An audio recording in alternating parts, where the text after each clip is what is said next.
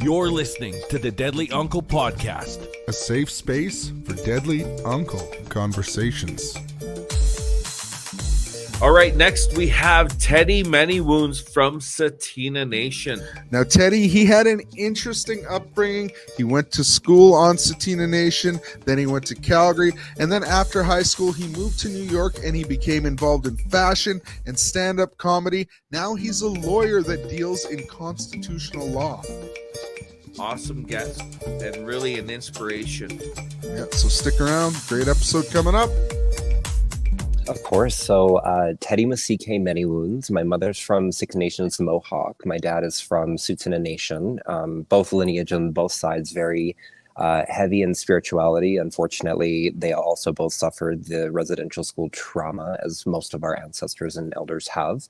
I grew up on Tsuut'ina Nation and went to school on the reservation until grade 9. And then in grade 10, I switched to the city schools, which was such a heartbreak for me because I really wanted to take my scholastic career at a young age all the way through from the schools that we built. When we moved out of the trailer schools in Tsuut'ina Nation to the beautiful schools we have now, I was the first grade of the first grade in that. And so to me, it meant a lot. Unfortunately, like a lot of our education systems on a lot of our reserves, they didn't have the proper requirements that I thought I needed to gain entrance into the university programs that I was aspiring to. So I went to Beaverbrook and I took Spanish and calculus and all of these high-level courses to grant me access and gain me entrance into places.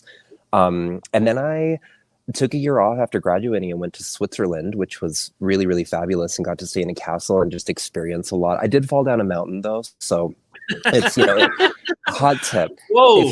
If you're not from the lands there, don't wear a white suit and stand on the edge of a cliff. You just that was just, I was like, yeah, I'm a person of the land. I should have knew that. Alas, upon returning, I moved into the city of Calgary out of my dad's house at 19, and then went and attended Mount Royal University, where I got an associate's in business administration. I was working for the time for administration on Tsuut'ina Nation, specifically as the housing manager. Very young, and it was a very, very quick introductory into the administrative side of our reserves, which was it's an entirely different outlook and aspect of just existing in the business of things as it would be now.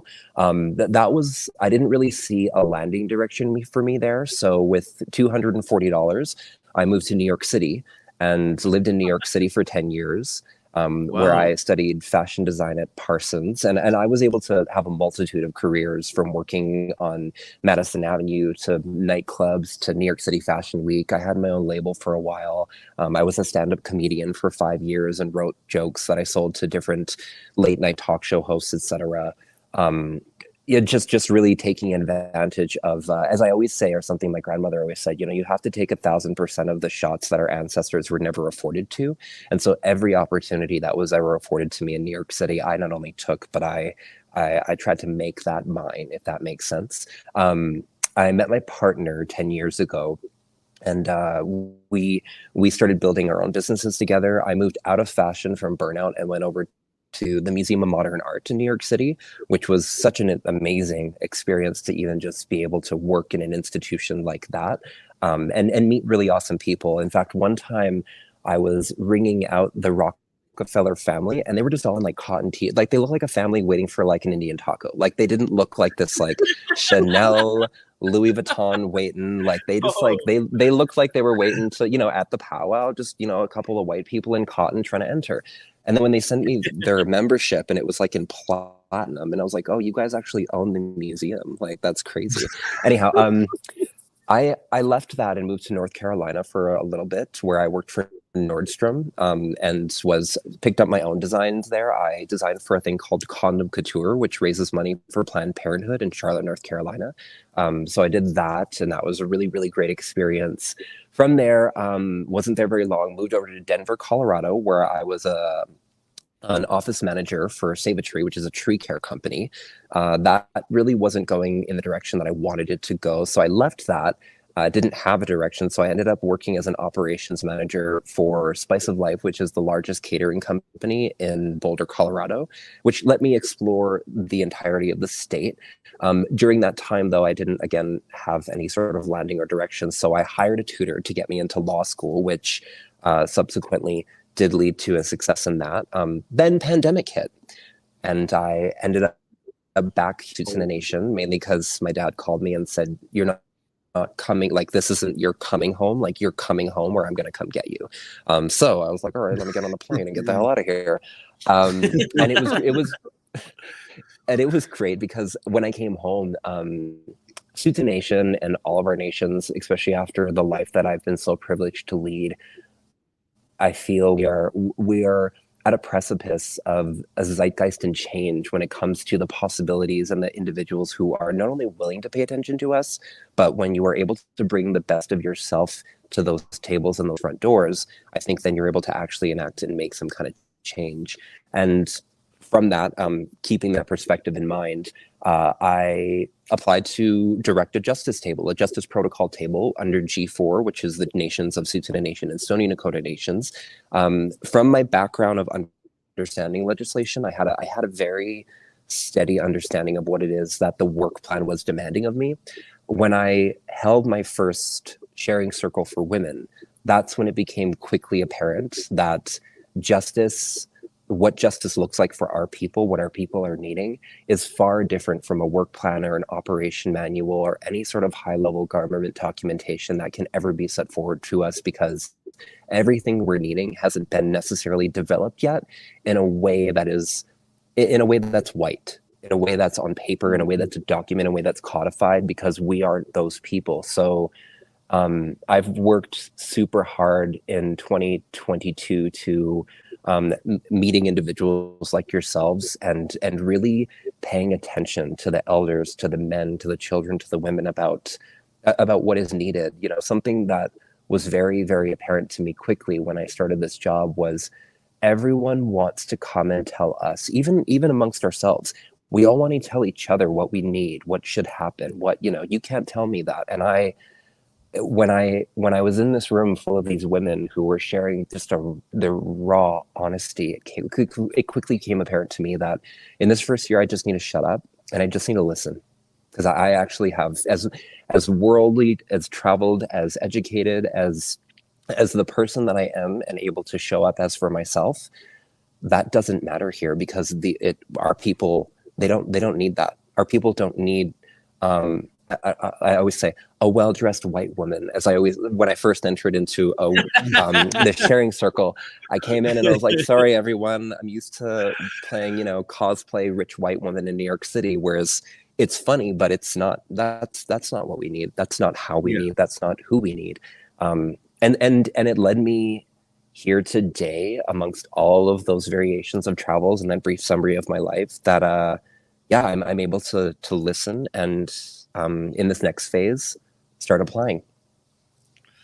No, that's amazing. Like, it's wonderful to see, your journey and stuff. And I wanted to know what's your experience with Indigenous men. And the reason why we're doing this is because there's a lack of programming for Indigenous men that we've seen, and if it is there, it's not really something that's promoted. A lot of Indigenous men don't know that there's programs out there, those type of things. And so I'm just wondering, what is your experience growing up with Indigenous men? And we hear a lot of words like toxic masculinity and all those type of things. So what's your experience been?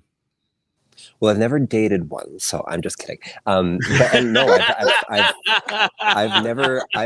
I can't, to my sisters out there, I can't relate, because I'm like, I was at the powwow waiting for someone to put a blanket on me, and that never happened. So I don't know. I can't relate with you. However, away from that, to my experience growing up on the reservation, it was definitely a challenge being an openly effeminate, two-spirited person. It was met with so much hostility and vitriol. And you can imagine, because I think we have all heard on our reservations, the language that's used against two-spirited people to really to insult them. And I'm not immune to that. That was very much my experience. However, what I had that was very apparent to me in my home was a lot of love. It took me growing up to realize that. When I was young, the faggot word, the, you know, sissy, this and that, you know, guys being like, oh, you want to date me? And I was like, please, you couldn't afford it. But I'm just kidding. Things like that, where I was like, and, you know, and it for a long time as a kid, you ask these questions of like, why me, why me, why me? But I went to a birthday party when I was a kid once, and one of the boys at school who was so bullying to me, the way his uncle and his father treated him when people didn't think, when no one thought they were looking. Again, I can hear they were calling him these names, but calling them these names to insult him, to put him down, to make him feel less than. I never experienced that at home. In fact, my grandmother would always say when I'd cry about it, she's like, I don't even want to hear the words they're using because they don't matter. I love you so much. Those words don't even have power here. So don't even allow it. And for me, I didn't realize that I had such strong love in my home. So it didn't, I'm able to go into this world and not carry the heavy, insidious burden of addiction. I don't have to carry intense trauma. And from that story, though, it does give me, it gave me this perspective coming home about how many of our men have so much damage in their upbringing, even when they were given all the tools to otherwise be successful in that. Words matter and relationships matter. And to a lot of our men, when they're young and they're told, toughen up, be a man. And a lot of that, though, and I understand that, comes from not only the masculine warrior culture that we know, but a lot of it, I think, comes from when I have to think of the fathers that lost their children when they went to residential school. You know, the mothers went and set up camp outside of the camps, but the men, our men still had to work, still had to feed, still had to go and harvest, still had to be our men. But you can imagine over time the erosion of that, when no matter how much you put forward as a man, it's not good enough.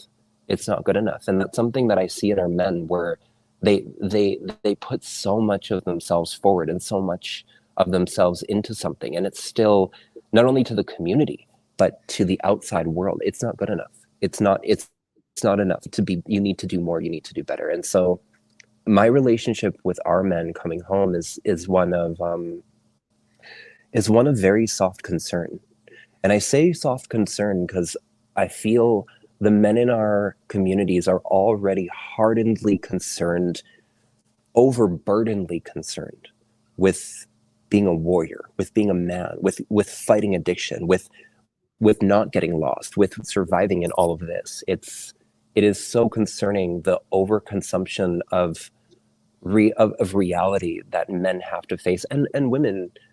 But our men, I feel, and something was said really, really poignant to me in 2021 by Councillor Krista Hunter of the Tsuut'ina Nations, I think specifically Wesley, where she said, our warriors aren't only wounded, our warriors are lost. And they're so lost that the generation of warriors after that, and the generation of warriors after that, and the generation of warriors after that, they're getting lost because we are running out of warriors to raise warriors. And she even said, it's not even about going and learning to, but like, what does it mean to be a warrior? What is that spirit? What is that culture? How do you do that? You know, we want our kids to go out and explore the world. We want them to get lost in it. And that idea of loss, of looking, of discovery, you know, those are things that our warriors didn't have, as far as I know, that vocabulary and language of loss and lost, unless there was a passing, which is you go home to Creator. You're not lost. You know, you always have a home.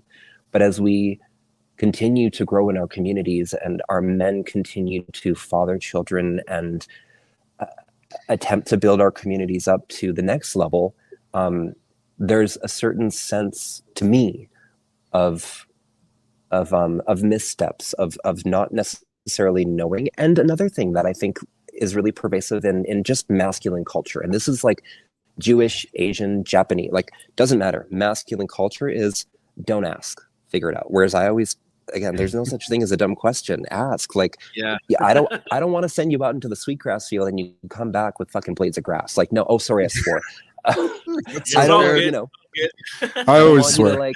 I don't want to send you down to the river and say, oh, can you go get us some mint for a pipe ceremony? And someone's like, comes back and I'm like, okay, well, those willows aren't going to work. Why didn't you ask the question? So, you know, things like that where I'm like, just communicating and asking questions so that we're not perpetually lost, I think is something that we need to discover again. Yeah, no, I totally agree. Trent was just making sure our mics were good. No, all good. Always technical. No, that's I totally agree, and that's why we're building a safe space here for men to be able to have these conversations. And I think that it's time for us to build those spaces for each other. We can't really depend on our women to create those spaces for us. I think it's important for us as men to create those spaces for each other. So, with all the work that you're doing, I think it's amazing. And when what's the difference between when you're doing like stand-up comedy to compare to what you're doing now, like with all your different positions, like what has been the difference, like in all of that, and how have you I guess like brought some of your traditions into those situations, or have you? Not so. The difference, for the first question, the difference is honestly just the seriousness of tone. So like when I'm doing the work I'm doing in justice, I honestly, it is not about me. It has nothing to do with me. I am just a conduit to get all of our people to the next level of where they're all trying to get to, and where I think we rightfully have a deserving place. Whereas for comedy and fashion, that's all about me. That's a culture. It's a celebration. It's a making fun of. It's a lighthearted poke at. So it really depends again on the aspects of what I'm looking at and how you're showing up. One of the things that I learned really, really early on was you got to show up. And that doesn't just mean showing up and sitting your butt down. Show up, you got to be prepared. You got to understand. You got to, and sometimes you don't. Sometimes you really just do have to show up and listen. As far as traditions, I actually don't. I don't bring a lot of traditions into what I do. I say that because I work heavily with white people. And when you work heavily with white people or with any people, they're very quick to see the gleams of the culture and to be sort of and sort of be blinded by that. And I say blinded because oftentimes when I just came back from AFN Ottawa, and I didn't actually attend a lot of the AFN because I was sitting in Parliament with some ministers and some very high-level individuals in federal government, where I didn't have a lot of traditional background other than the two-spirited Tsuut'ina Nation, First Nation person that I am. And when I'm sitting in there, when I'm sitting with the Treasury, when I'm sitting at question period in the West Block, in the House of Commons, those high-level people, they're not necessarily interested in that. They're interested in the function of the government and the function of society and how that pushes forward and the bottom line dollars of it. And that's where I do obviously think of my traditions, but I don't bring it there. And a lot of my traditions, I was actually just saying to a friend, I'm not a great hunter and I don't have patience to pick berries, but if you need sweetgrass, mint, sage, if you need medicines, I love doing that. I love doing that because that to me is not, you don't, I feel like for berries, I'm like, can I just shake this tree and put it onto the bucket? Like I don't really want to, don't want to be. Like I'm just, and I also like am not someone who wants to sit there and eat the berries. Whereas with sage and with wheatgrass, it's such a cathartic and moving experience. But I keep those things very close to the people that I think those are meant for. For instance, if I have a gathering of mostly our people, I bring sage, I bring Pendletons, I bring scented candle. I make it a space that is representative of something for us.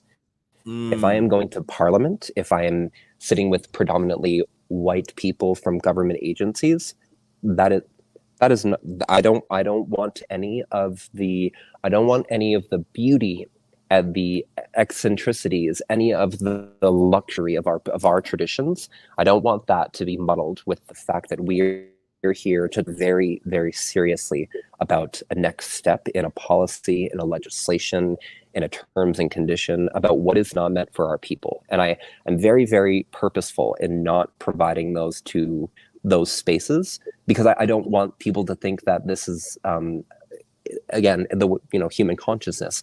I also don't want anyone to ever think when I'm bringing them into a space to talk with me very seriously about governmental, societal business, this is not a field trip.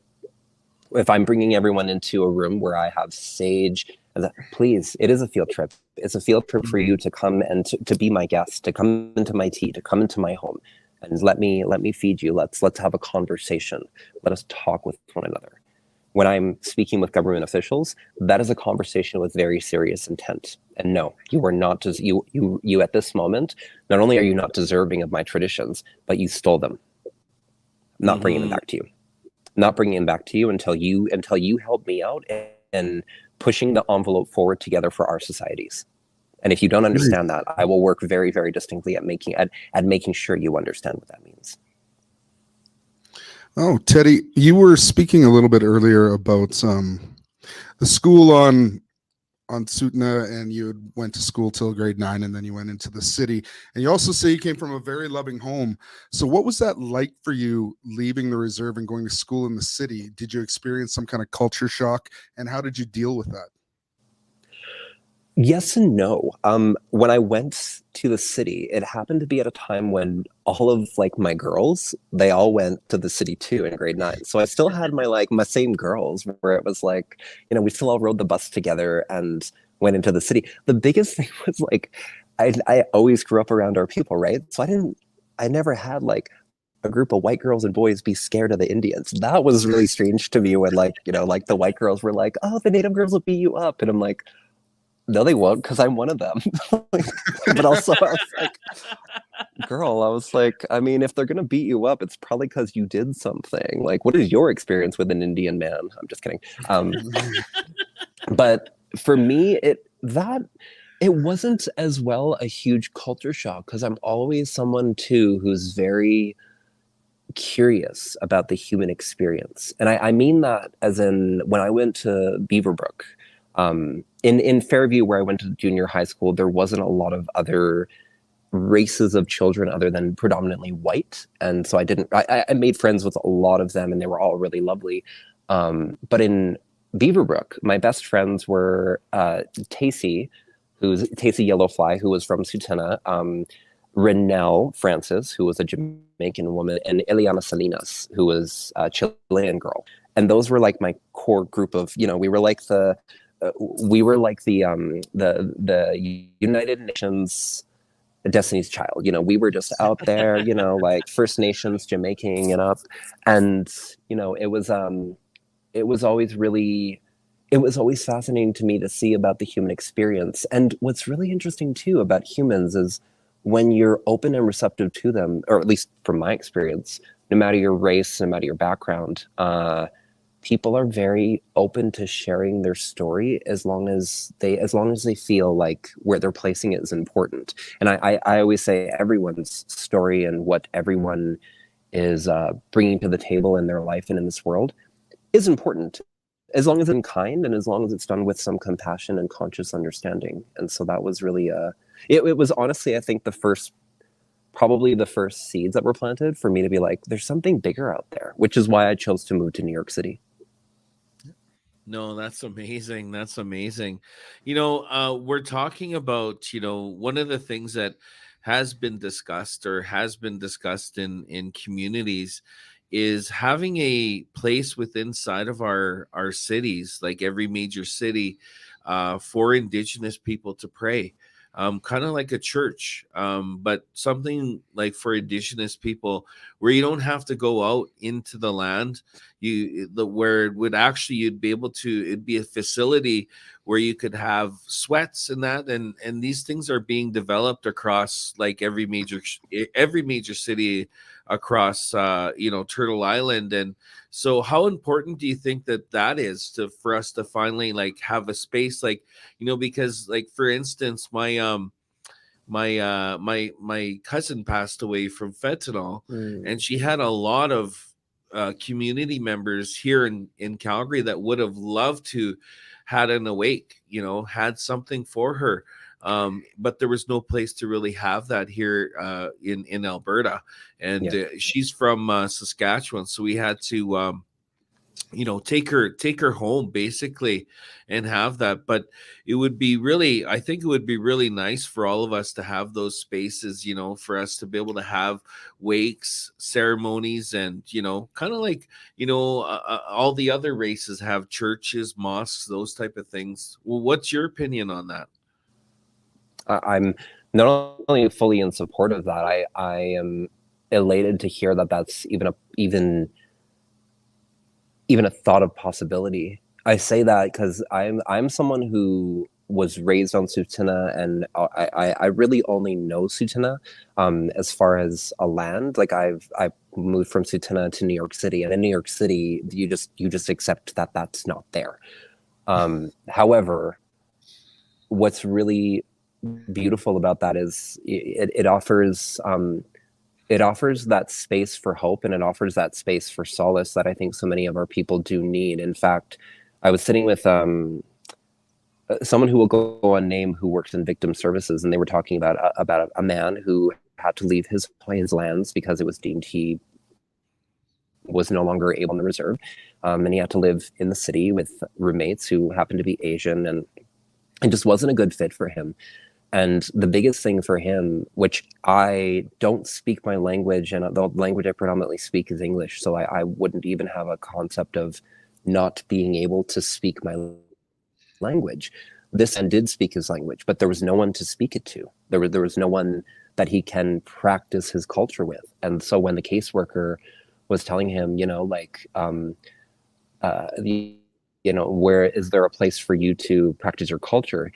It's funny because the way he said it, but it's not. And he said, well, this was Saturday night. He said, well, culture doesn't open until 9 a.m. on Monday fucking morning. He was talking about the Friendship Center. Because he's not wrong. I was like, oh yeah, like not only are we monitored and regulated on our lands so heavily, and sometimes it feels very heavily so by the administration of chief and council, which I can have an understanding of, may not have a full agreement of, but an understanding. When we don't have those spaces in the cities that sometimes our people are, by circumstance, forced to find themselves in, if you aren't able to practice and find yourself, as I said before about being lost in loss, it just perpetuates that. And so I'm in full support of that, and I hope that I hope that all major cities would be in full support of that. As what is also again puzzling to me is, as you may have heard on the news, they've just accepted into the country, I think it was like 430,000 new immigrants, which I totally understand and I'm in agreement with. But when I see the problems that are inherently perpetuated and inhibited on our First Nations, on our reserves, I have to think to myself, well, that's going to require a solution. And we also require a solution. And I was just in Ottawa. I'm like, no one seemed to have a clear resolution, except when I was telling everyone, oh, I can do this work, I can do that work, I can do this work. It was interesting to see the people jump to, okay, good. I'm like, so what you're saying is that you won't give us all this until we do, until someone like me comes along and does mountains and mountains of work that are meant for a team of people. Feasibility studies are meant for a team of people. I direct a justice protocol table, and I handle a multitude of justice topical issues that I try and find solutions to on a governmental level. I don't have a team of people. So, when I hear about these decisions being made, when on the flip side, the story on the news just before that was about the national crisis of our missing and murdered people, and I hate that they keep saying it, an alleged serial killer. I'm like, no, when you kill 4 people, that pretty much that confirms it. We don't have to keep saying alleged, but we're not finding a solution to that. In fact, calls aren't even being really necessarily like talked about. And I know several ministers, both federally and provincially here in Alberta. So I understand the problem of immigration. I understand the global societal issues. What I am lacking to find understanding in is the oration of support that is given by well-meaning government officials. But when we're all sitting around waiting for the funding or waiting for the solutions to happen, we just find ourselves still waiting. Yeah. Mm-hmm. Totally. Well, I just want to ask you one more thing, and it's kind of one of the questions we've been talking about. I put out a documentary this year. It's called They Found Us. And, it's about the search for the unmarked graves on my reserve, George Gordon's First Nation. And so, we were doing a screening, and, I had some people that were going to, attend. But, there was certain groups that were going to be there that had somebody that was, had, I guess, been abusive in some sort of way to one of the other guests.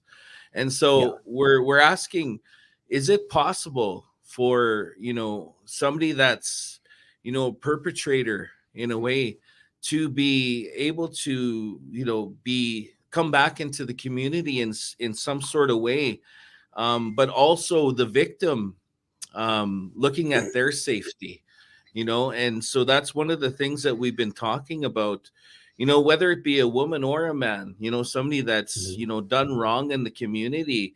How do we accept them back in, whether, and this person, had been sober for 10 years and is doing good things in the community, but made, a really, really bad choice, when they were under the influence 10 years ago. But how do we integrate them back into the community while keeping those victims safe? That for me is, it's a double-edged sword. And here's why. I look at everything that I do in justice and everything that I do for our people. I first and foremost, without looking at even a document, I always ask my grandmother. I always ask the elders first. What did we do? What was justice? What was this? What was our policing? What was all of this came? And something that was said to me by an elder when that was brought up was, I asked, how did we handle like people who cause, let's say, like sexual crimes or crimes of possibility of murder, let's say, to the far extent. And one elder did tell me, he said, well, once you leave the safety of the camp, back in our tradition, you just had, we gave you back to mother, we gave you back to the earth. And to me, that had a connotation of, well, we maybe banished an individual, and either they would have to find a home in another tribe, if that was even offered, or they die. And I know that a death sentence is really, that's not what we can prescribe, and it's not something that I prescribe or even advocate for. But individuals, if they have caused such deleterious crime to an individual, if they cause such detriment to a family and in their addiction, sometimes you're never not going to be part of the people, but you may never be part of the camp again. And what's really, really unfortunate about that is, one of the things too that we were just talking about in Stony was, we don't need any more forms of punishment, but we do need forms of lessons. When I was a kid, I was never punished, but I was always sent on a willow walk because I had to learn a lesson, or at least my dad always said that. It's like, you're going to learn a lesson. He wasn't just going to open his hand and hit me. He was like, no, A, I'm too lazy for that. And B, I'm not fucking reckoning my rings. Like, you kidding me, kid? Go get a willow. I'll beat you with that. And we all did. But in that, there was a lesson to be learned. And I think for people who, and in my family, there is an individual who is, for all intents and purposes, not welcome, both in the family and in the community, for something that had happened when this person was heavily intoxicated. And unfortunately, I don't think families should ever, which we have not, give up on an individual. But much like that elder said, sometimes if you've caused such damage in the camp, you can't return to the camp. You can interact with, you're always going to be a First Nations person, but that is also going to have to be at the behest of the person who has felt victimized. I say that because I've, as an adult, recently encountered this myself, where I've come home to encounter individuals as adults, as fathers, who were extremely hurtful to me as a child, and right into adolescence. Like throwing basketballs at your head, putting horse manure in your backpack, things of that nature. Nothing ever happened to me in a way that was of a crime, sexual or violent. But when I confront these people and I see how damaged they were when they were perpetuating that onto me, I have to look at that with a circumstance of grace, and give them the grace in which I think they are also deserving of. So the double-edged sword is that, on the one hand, circumstances do have punishments, and if the punishment fits the crime, that person will have to acquiesce to take on that responsibility, meaning you may have to sit in that for the rest of your life. On the other hand, I do believe in not even restorative healing practices, because I'm not even trying to restore anything. I believe in a rejuvenating healing practice. Everyone talks about restorative justice, where I'm like, okay, well, that's a different component to the victim application of it. And so when I hear about rejuvenating justice, like are there pathways? Are there pathways to healing? Are they there? But that has to ultimately be decided by whoever has felt like they were the victim. And for the person on the other side who has perpetuated the crime, they hopefully will have to be open, understanding, and consciously objective to what it is that not only they have done, but that true harm that they have, and you can, and in those conversations of rejuvenated healing, it'll come across if there was intent. Because sometimes, as I have talked to so many people who've been a victim of a crime and those who've perpetuated it, when you're so traumatized and you're so hurt to the point of you're blacked out drunk, your actions aren't your own. Your actions are that dark spirit following you. And sometimes when I hear these conversations, I'm like, but there wasn't any intent of malice there. This was just a person who wasn't even conscious or healed or understanding enough in themselves to understand what they were doing. And then to the victim, the power of forgiveness is so strong. And I mean that, and even forgiving your perpetuator, because that's for you ultimately. That's something else I had to learn too as I became an adult, and even in talking to victims. Forgiveness and apology coming from a victim, that's for that individual.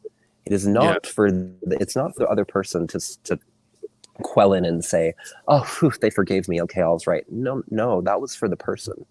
Mm-hmm. You still Makes did sense. you still perpetuated in this realm of our existence, in this portion of our spirit's lives.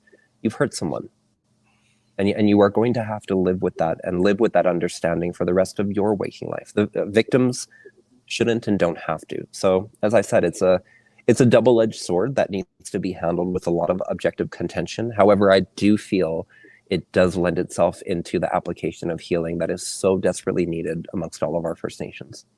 Yeah, no, it's and I agree too. It's definitely a double-edged sword. There's no easy answer to it. And as we're healing as a community, because right now I think our women are definitely in the pursuit of healing, getting into circles, and and that's why we're doing this as well. As it's really hard to get a bunch of men in the same room, in a circle, to talk about their feelings, but just to talk, just to have a talk. conversation, So to have something like this where they can sit at home and feel comfortable and being able to watch this, I think it's going back to creating that space for each other. But that it is definitely a tough situation, and I would encourage any of those men to hopefully keep on their healing journeys, and keep trying to do positive things in their lives, and same thing with the victims is forgiveness is a powerful thing, but everyone is their own individual, and they have to forgive at their own speed. Right? Forgive at their own speed. Everyone for some people, if you can't forgive, I understand. For some people, there is not a forgiveness factor there, depending on how severe things have been depending on how severe the hurt is. And for those who aren't necessarily welcome and are doing good things in the community, this land, all of this land, it's our land, and it's vast and beautiful and amazing, and you can heal yourself through the power of this place that our ancestors have walked on for millennia. And even if you're not at your home fire on your First Nation, go out there and ask those questions. Go find yourself. Because if you're so lost that you don't even remember causing someone so much harm that you have to be told to leave the camp, go find yourself, man. Go find yourself, person. You're not even able to sit at your home fire because you probably can't even keep that going. Go into these lands, like I say, when the elders used to banish people that commit these heinous crimes, I can only imagine the people that would have healed themselves enough to try and find their warrior spirit. Man, I can only imagine how tough those people must have had to have been to handle what these lands would throw at you, and this is a really, really tough world. I lived in New York City for 10 years. I lived in the toughest city in the world. It's hard. Doesn't matter how much money, how poor, it's hard. Go and find yourself. The sooner you find yourself, the sooner you can also start forgiving yourself. Because you're going to have to run that very heavily too, for whoever is out there maybe listening and hearing that, I want to go home. You know what? You are so lost that you perpetuated hurt in your home. That's no longer your home. You can't say that anymore because you didn't have one in the first place. Go find it. And when you find it, find yourself, hug yourself, and start learning to love, respect, and understand that you as yourself, as the warrior, your spirit, that is not replaceable. There's only one spirit gifted to Creator for each one of us. And what you do with that spirit while you're here in these bodies, that's completely up to you. But I implore everyone, find yourself, and then when you find yourself, feed the best version of yourself. Don't just feed all the good in you. And I always tell people whenever someone's like, "Oh, they're full of themselves," I'm like, "Which part of themselves?" And I say that because I am here for it if someone is full of themselves, but they're full of all the best parts of them. If there's an amazing dancer out there who's like, "Yeah, I got it. I got that. What? I'm like, you know what? Yeah, you're full of all the best parts of yourselves because you're nurturing that and you're celebrating that and your success. Keep going. Like, I am here for anyone who is full of themselves, but I'm here for it if they're full of the best versions of themselves. And if they feed that version of themselves, for me, it's like a feast for my soul when I'm around someone who's just, full of all the good in them, and you want more of it, those people. So to those people who don't know where that is, go find it. Hey, and what's even worse is it may not even be in your home. It may not be at your home fire. I had to go all the way to New York City to realize the potential of the person that I am. I couldn't have reached the pinnacles of my life if I hadn't gone out there, as scary as it was. Because I also moved when I didn't have any friends or family in New York City, and I didn't know anyone. In fact, when I landed, I told my dad, and he was like, "What are you doing?" And I was like, I'm gonna stay. Anyway, again, you know, going out there and getting lost really helped me find myself. And, you know, I really hope that people listening who are lost, who are hurt, who want to go home, who have caused harm on one another, who have been harmed, I really hope that you take the softness of time to find yourself as well, because that's what it takes, is that softness of time. You don't have to be on a schedule for that. It's going to happen. 100%.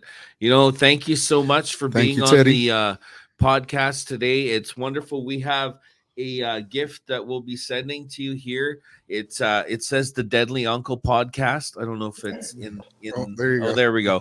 The Deadly Uncle Podcast. It's one of our hats as well. So we'll be sending that to you. And thank you so much. I'm gonna wear it to Fashion Week. Hey, there you go. Keep up the wonderful work that you're doing, and always remember to take care of yourself too. Thank you, you boys too, and I'll see you at the powwow. All right, hi. You're listening to the Deadly Uncle Podcast, a safe space for deadly uncle conversations.